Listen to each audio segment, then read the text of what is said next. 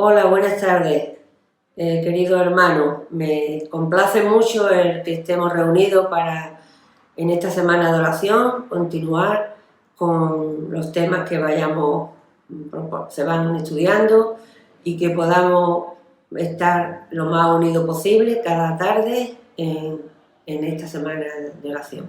Ahora quiero pediros que pongáis vuestro rostro inclinado para hacer una oración. Señor y Padre que estás en los cielos, santificado y glorificado sea tu santo nombre. Señor, te queremos dar gracias porque tú nos cuidas, sigues teniendo cuidado y misericordia y, Señor, librando de muchos peligros que no sabemos ni de cuánto nos libra a nosotros y a nuestros familiares, Señor. Te queremos suplicar por los enfermos, tanto los que tenemos en la iglesia, en la lista de oración, como los que podamos tener cada uno de amigos, familiares, vecinos o cualquier otra petición que nos hacen de que oremos por ellos. Te queremos también dar gracias por la oportunidad de tener estos encuentros en la semana de oración y poder unirnos los hermanos para, con tu ayuda, estudiar tu palabra y ponerla en práctica. Padre, perdona nuestros pecados, que sabemos que son muchos. Bendice a cada una de las familias que estén conectadas, a sus familiares y a todo este mundo, Señor. A los dirigentes, ayúdales también, y a nosotros, Señor, a poder resistir con tu ayuda siempre lo que pueda ir sobreviniendo. Perdona nuestros pecados, en el nombre de Jesús. Amén. Ahora, hermanos, quería proponerles que vamos a cantar el himno lema de la semana de oración.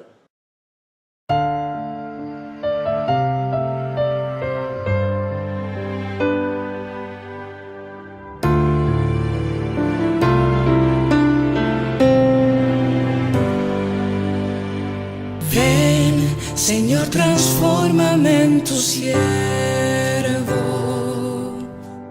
Ven, renueva cada pensamiento. Ven, perdona mis errores. Ven y sana mis dolores. Ven, quita mis temores para que en libertad te adore. Señor, transfórmame, es mi deseo.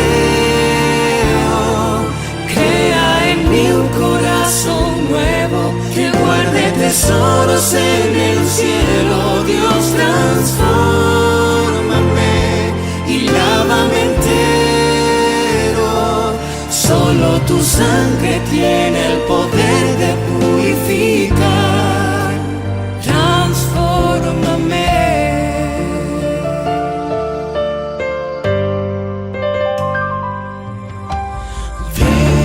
Señor, y llévame a tu encuentro. Ven, sé fuego y nube en el desierto. Ven, cambia mi historia. Ven y dame la victoria. Ven, yo quiero ver tu gloria y que se grabe en mi memoria. Señor, transfórmame, es mi deseo. Crea en mí un corazón nuevo que guarde tesoros en el cielo. Dios, transfórmame y lávame entero. Solo tu sangre tiene el poder de purificar. Transfórmame.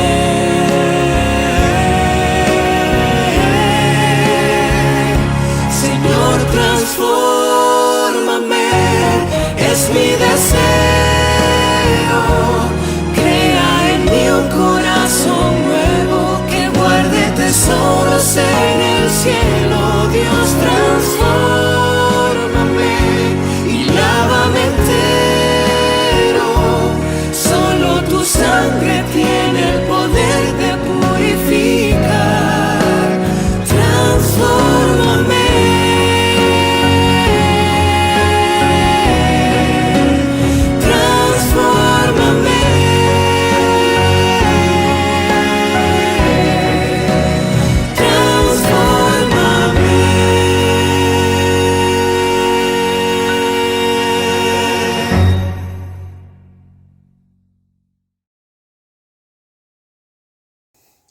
Hola niñas y niñas, espero que se encuentren muy bien. Y el día de hoy yo les traigo una historia, sí, una historia. No me olvido de ustedes, siempre los recuerdo y siempre los tengo en mi mente y mi corazón. La historia se llama El pequeño misionero de Jesús. El pequeño misionero de Jesús, como tú, casualmente. Tú que estás escuchando, tú eres el pequeño misionero de Jesús. Eso debemos siempre procurar. ¡Ay, mamá! ¡Ay! Hay tantos niños en nuestro vecindario que no conocen a Jesús. Jesús, suspiró Elena. ¿Puedo hacer algo por ellos? Es una idea muy buena, dijo la mamá. ¿Qué quieres hacer? Adivina qué. Acabo de recibir la mochila que habla. La mochila que habla. Eso es muy raro, ¿no? Pues puedo formar un grupo pequeño y compartir las buenas nuevas con ellos. Puedo enseñarle cantos de Jesús y contarles historias de la Biblia, dijo entusiasmada Elena. Comencemos ahora mismo. Voy a invitar a mis amigos y a mis amigas para que vengan a casa los viernes de noche. Así Elena invitó a una amiga y ella invitó a otros amigos y así sucesivamente fueron llegando muchos niños. Fueron la primera noche 12 niños a la casa. Casualidad, ¿no? Como los 12 discípulos de Jesús. Ella les contó historias de la Biblia, le dio a cada uno un pin que decía Jesús te ama. Como yo te digo hoy a ti, que estás ahí viéndome, Jesús te ama. Además ayudó a su mamá a hornear galletas para todos los niños. ¡Qué gozo y aliento fue para Elena! ¡Ay, mamá! Hay tantos niños que vienen cada semana que he perdido la cuenta de cuántos. Pero yo pensé que eran por las galletas, porque esas galletas parecían que estaban muy buenas, pero no, les gustaban las historias de la Biblia. Les gustaba saber más y más y más. Veo que realmente les gustan las historias de Jesús. Casualmente dijo, voy a orar para que algún día acepten a Jesús como tú y yo lo hemos aceptado. Para que lo acepten ellos también como su amigo especial, exclamó Elena entusiasmada.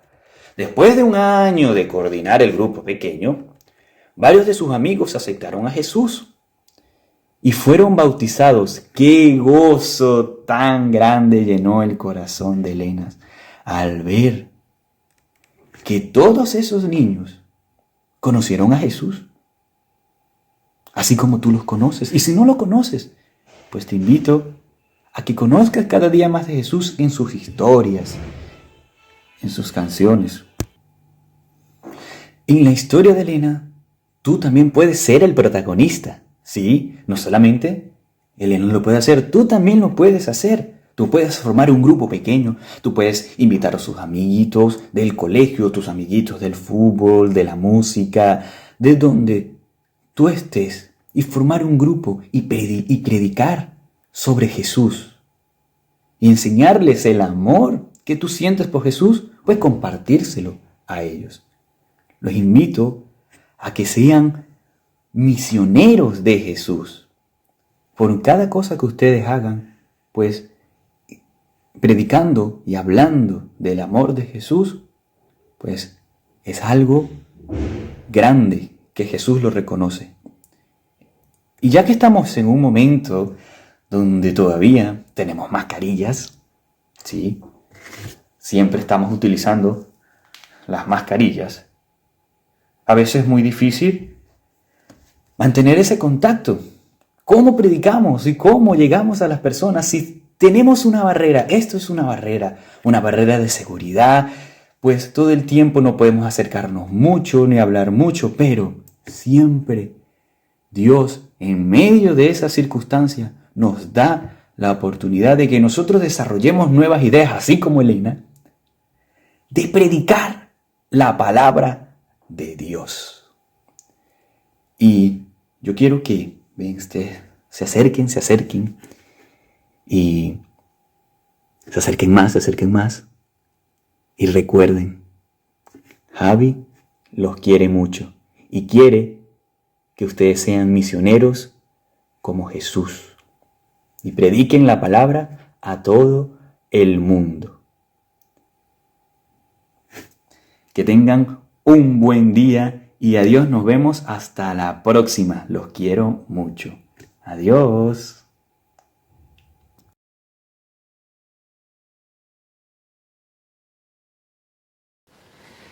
En el tema de hoy quiero que podamos ir al Nuevo Testamento, concretamente a la carta de Pablo a las iglesias en Galacia, la carta a los Gálatas. Vamos a buscarla en nuestras Biblias, te animo a que lo hagas y podamos juntos sacar algunas aplicaciones prácticas para esta tarde. Esta carta a los Gálatas es especial, es diferente a otras porque está en relación con el Concilio de Jerusalén. Este momento lo encontramos en el libro de los Hechos en el capítulo 15. Después de esta reunión es muy probable que Pablo escribiese esta carta. Y esta carta no está dirigida a una iglesia en concreto, sino a las iglesias que estaban en toda una zona, en toda una región que se conocía como Galacia, lo que hoy es parte de Turquía. Así que esas iglesias, que es muy probable que fuesen Antioquía, la iglesia de Antioquía, la iglesia de Iconio, la iglesia de Listra y la iglesia de Derbe, estas 4 iglesias estaban en esa región y fue el mismo Pablo quien, a través de su ministerio, influyó y formó a estas iglesias. Así que a estas iglesias seguramente va dirigida esta carta. Y esta carta es especial por varias razones. Primeramente porque intenta que los que oyen y los que reciben esta carta se cuiden de las enseñanzas judaizantes, de un evangelio equivocado, de una forma de entender y de practicar la fe cristiana de una forma errónea. Y es por eso que Pablo escribe esta carta, teniendo en cuenta que había una realidad muy notoria en aquel tiempo: los cristianos de origen gentil y los cristianos de origen judío.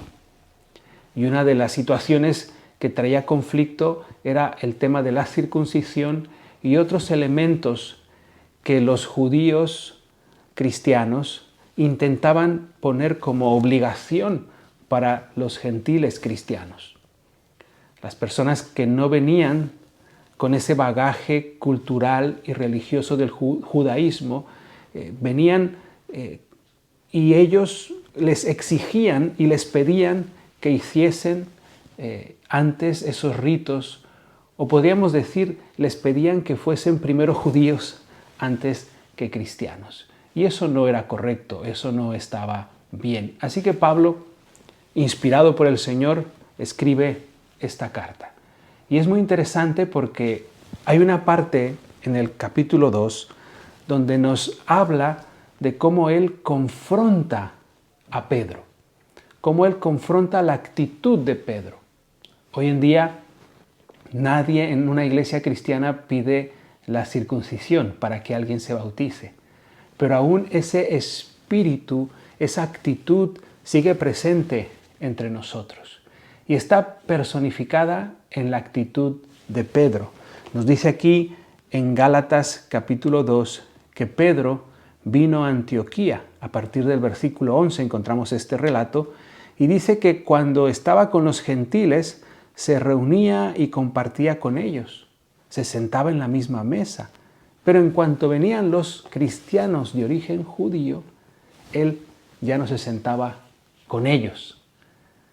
Y eso a Pablo no le parecía bien, no porque fuese su opinión, sino porque era contrario al Evangelio de Cristo, a la enseñanza del Maestro. Así que Pablo lo confronta, lo reprende en amor y finalmente viene a decir algo maravilloso que sabemos sin duda de memoria. Dice allí en Gálatas 2:20, con Cristo estoy juntamente crucificado, ya no vivo yo, mas Cristo vive en mí. Y lo que ahora vivo en la carne, lo vivo en la fe del Hijo de Dios, el cual me amó y se entregó a sí mismo por mí. Pablo está dejando claro un punto importantísimo para nosotros como creyentes, la justificación en Cristo. La justificación de nuestra fe está basada en la obra de Cristo. Ya no vivo yo, dice, Cristo vive en mí.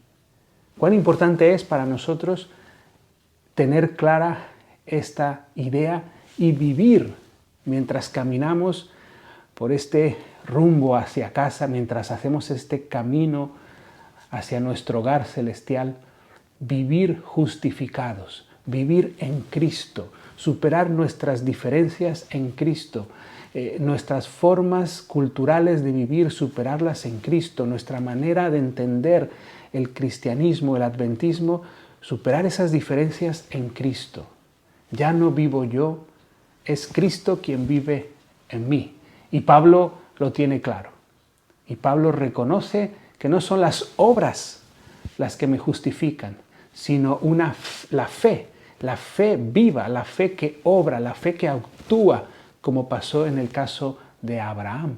Abraham que creyó y eso le fue contado por justicia, pero al creer también hizo y fue adelante con los planes que Dios le presentó, con la propuesta que Dios le hizo de salir de Ur de los Caldeos. Eso es creer, eso es fe. Fe no solamente es una cuestión pasiva, es una cuestión activa. No es solamente una cuestión que vaya al intelecto y decir, bueno, yo creo y punto, sino eso hace que nuestras acciones, nuestras palabras, nuestra actitud vayan en sintonía con lo que creemos. Y si creemos que Cristo, al morir por nosotros, nos justificó, así es como debemos de vivir. Porque ya no vivo yo, Cristo vive en mí.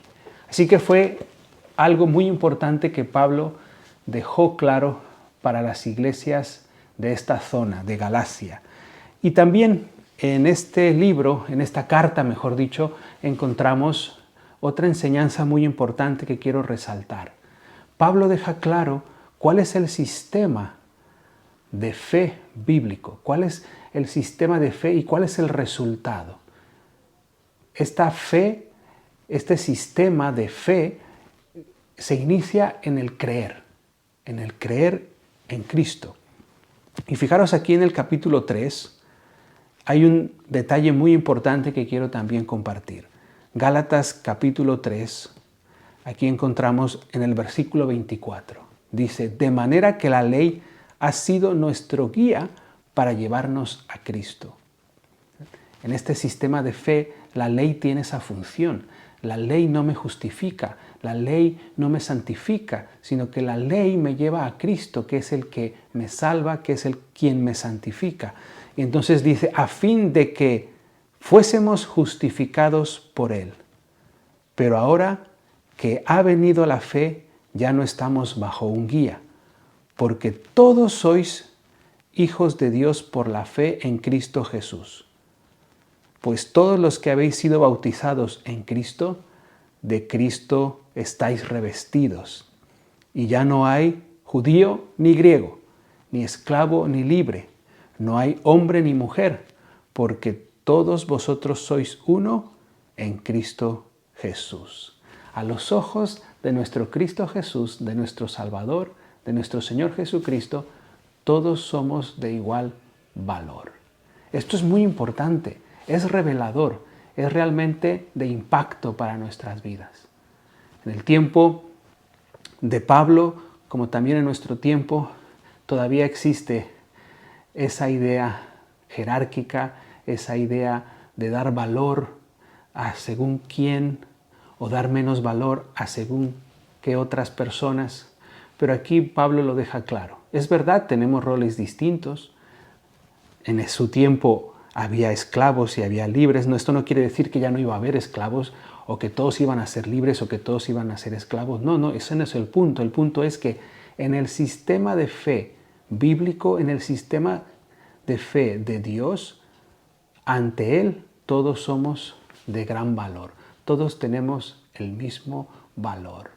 Porque ya no vivo yo, Cristo vive en mí. Y todos formamos una familia espiritual que, como dice el capítulo 5, vive en libertad. Ha aceptado el llamado a vivir en libertad. Ya no bajo la condenación de la ley, ya no bajo la culpabilidad, ya no bajo la tristeza y las tinieblas, sino ahora hemos aceptado el llamado a caminar en libertad. Evidentemente no en libertinaje, no es esta la idea. La idea es caminar en libertad. Capítulo 5 de Gálatas, el versículo 1 dice: «Estad pues firmes en la libertad con que Cristo os hizo libres. Y no estéis otra vez sujetos al yugo de esclavitud». Qué hermoso es saber que somos libres en Cristo, que somos justificados en Cristo, que ya no vivimos nosotros, sino que Cristo puede vivir en ti y en mí. Y así es como queremos hacer este camino a casa, este camino de vuelta a nuestro hogar. Queremos vivirlo en libertad, la libertad que solamente Cristo nos puede dar. Por eso fijaros ahí en el versículo 13, Gálatas 5:13 dice: «Hermanos, vosotros a libertad fuisteis llamados». Escúchalo bien, escúchalo bien. Tú y yo, dice Pablo, fuimos llamados a vivir en libertad. Hermanos, a libertad fuisteis llamados. Solamente que no uséis la libertad como ocasión para la carne. Y aquí viene lo importante. Sino servíos por amor los unos a los otros. Tú y yo somos libres en Cristo para servir a Él y a los demás. Tú y yo somos libres en Cristo para servirle a Él y a los demás. No para discutir, no para pelearnos, no para estar discutiendo en cosas vanas, no, para servir. Aprovechemos la libertad que tenemos en Cristo para servirle mejor y servir a los demás. Dice el versículo 14, porque toda la ley en esta sola palabra se cumple: amarás a tu prójimo como a ti mismo. Así que ahí tenemos el resumen de la ley: el amor a Dios y el amor al prójimo. Y por eso, querido hermano, querida hermana, si hoy estamos aquí conectados teniendo esta temática de oración, debemos pedirle al Señor que podamos vivir en libertad y que esa libertad pueda llevarnos a servirle mejor. Y en el servicio a Él y a los demás vamos a dar, gracias al Espíritu Santo, los frutos del Espíritu. Los frutos no de la carne, sino del Espíritu. Y aquí se describen muy bien. Pablo lo hace muy bien. A partir del versículo 16, Gálatas 5:16 dice: andad en el Espíritu y no satisfagáis los deseos de la carne. Ahí explica cuáles son esos deseos de la carne. Pero no hace falta que lo recordemos, porque tú y yo vivimos en el Espíritu. Tú y yo andamos en el Espíritu. Tú y yo vamos en este camino hacia la tierra nueva, hacia la Canaán celestial, en este camino de vuelta a casa, en libertad, justificados y llenos del Espíritu Santo. Y si esa es nuestra convicción y si esa es nuestra verdad en Cristo, fijaros lo que va a pasar. Tendremos amor, gozo, paz, paciencia, benignidad, bondad, fe, mansedumbre, templanza. Contra tales cosas no hay ley. Si vivimos por el Espíritu, andamos también y andaremos también por el Espíritu. Qué oportuno es para nuestro tiempo recordar estas enseñanzas que Pablo dejó para nuestros hermanos de las iglesias en la zona de Galacia. Ya no vivo yo, Cristo vive en mí. En Cristo somos justificados. El resultado de ese sistema de fe al creer nos recuerda que todos somos valiosos, todos somos de gran valor ante los ojos de Dios. Que ahora vivimos en libertad y que esa libertad nos ayuda y nos da oportunidades para servirle mejor, para servirle más, para servirle de forma leal.